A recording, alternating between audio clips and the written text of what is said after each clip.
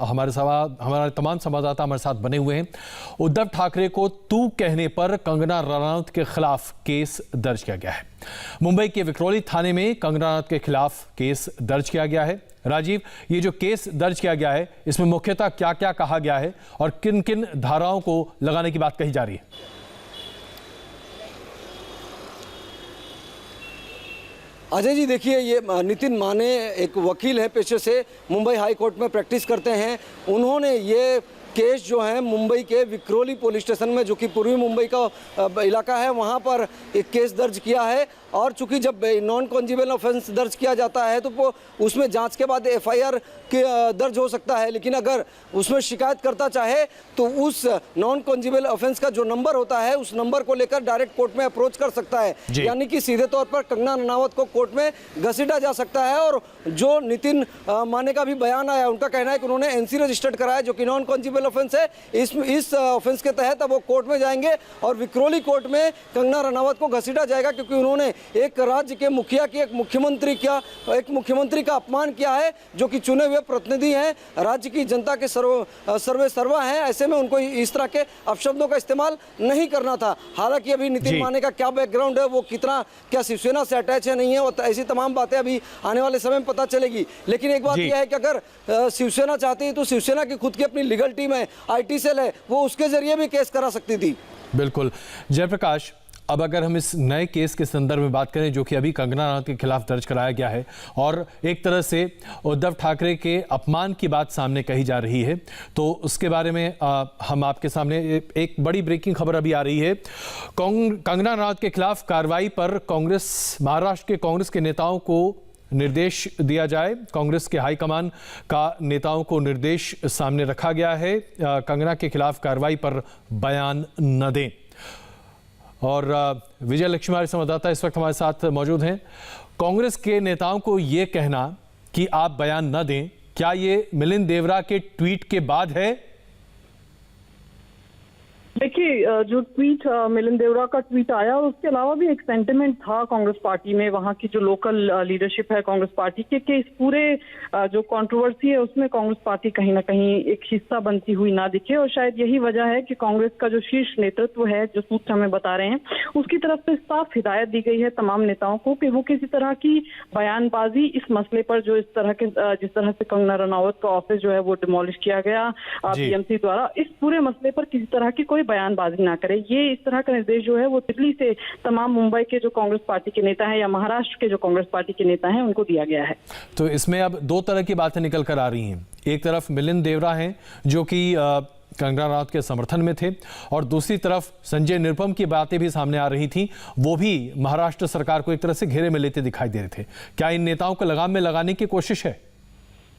बिल्कुल, क्योंकि हम अक्सर देखते हैं कि जब तक दिल्ली से निर्देश ना जाए तो अलग अलग तरह की बयानबाजी जो है वो आती है, और उससे कांग्रेस हमेशा जो है वो एक प्लेटफॉर्म पर खड़ी हुई नहीं दिखती है। और पिछले अगर हम काफी इंस्टेंसेस की कुछ और राज्यों की भी अगर बात करें तो बार बार ये बात जो है ये कांग्रेस पार्टी को डैमेज करती है। और शायद यही वजह है कि इस बार जो है आला कमान ने एक फैसला लिया है और शीर्ष नेतृत्व की तरह से इस तरह के इंस्ट्रक्शंस जो दिए गए हैं, ताकि इस तरह का कि पार्टी दो धड़ों में बटी हुई है या किस तरह का कोई विरोधाभास है नेताओं के बयानों में, उस तरह का मैसेजिंग ना जाए। इसलिए ये इस तरह की मैसेजिंग जो है वो शीर्ष नेतृत्व द्वारा इस पूरे मसले पर की गई है। बिल्कुल, बहुत धन्यवाद इस जानकारी के लिए। इस बीच संजय राउत ने कंगना रनौत के दफ्तर पर BMC के एक्शन से पल्ला झाड़ लिया है।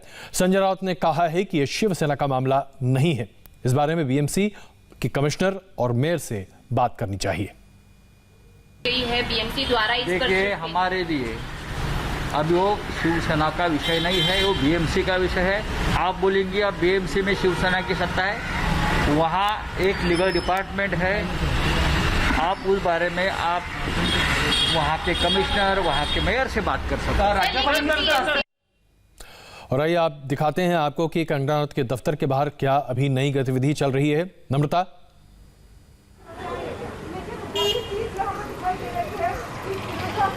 आपको बाहर की तस्वीरें दिखा दे कंगना के दफ्तर की। फिलहाल मुंबई पुलिस की जो सिक्योरिटी थी वो यहाँ से सामने की तरफ शिफ्ट हो गई है, लेकिन जो कंगना के वकील की तरफ से बात कही जा रही है कि भरपाई करवाई जाएगी। कंगना की जो लीगल टीम है उन्होंने कहा है कि जो जितनी भी तोड़फोड़ बीएमसी द्वारा की गई है सारी भरपाई है अब बीएमसी को करनी पड़ेगी। तो आपको मैं तस्वीरों के जरिए दिखा रही हूँ कि वो क्या क्या चीज़ें हैं, वो क्या क्या सारे इंटीरियर हैं वो तोड़े गए हैं जो भरपाई के तौर पर देने पड़ेंगे।